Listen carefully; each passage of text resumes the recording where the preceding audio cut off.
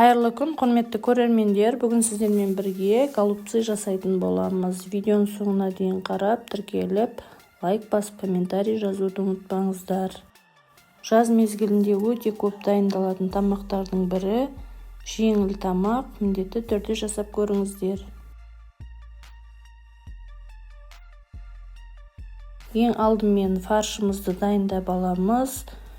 Оған пиязды майдалап тураймыз. Бір немесе екі пияз алып, майдалап турап аламыз.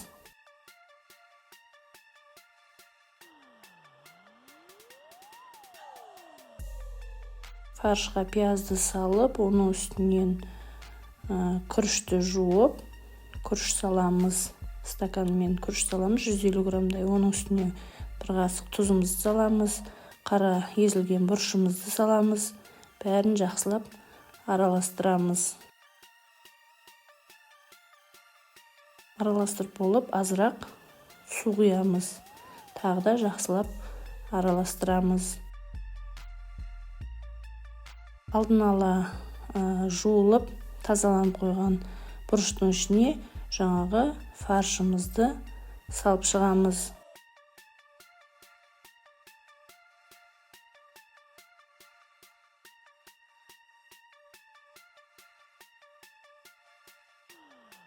Осылайша бәрін жақсылап салып алдық.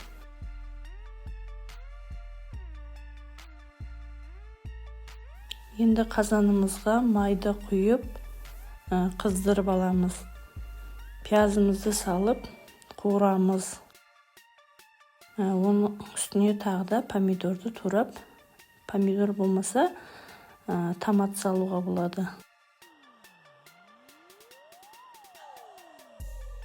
Қуырылып жатқан пияздың үстіне помидорымызды салып, тағы да қуырып аламыз.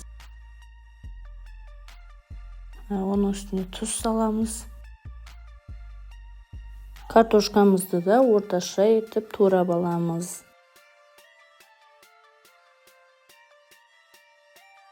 Қуырылып жатқан қазанға енді картошкамызды салып, тағы да жақсылап араластырып қуырамыз. Жақсылап қуырылып болғасын, оның үстіне су құямыз.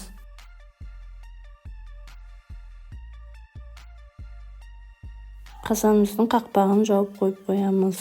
Қазанымызды қайнатып аламыз. Қайнап жатқан сорпаның үстіне жаңағы бұрыштарымызды салып шығамыз.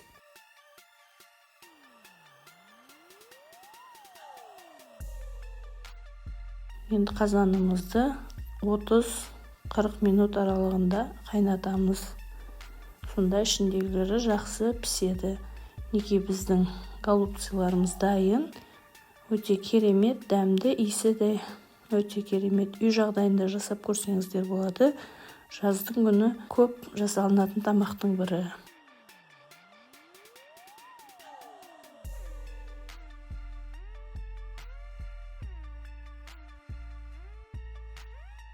Өте керемет, дәмді сорпа болды.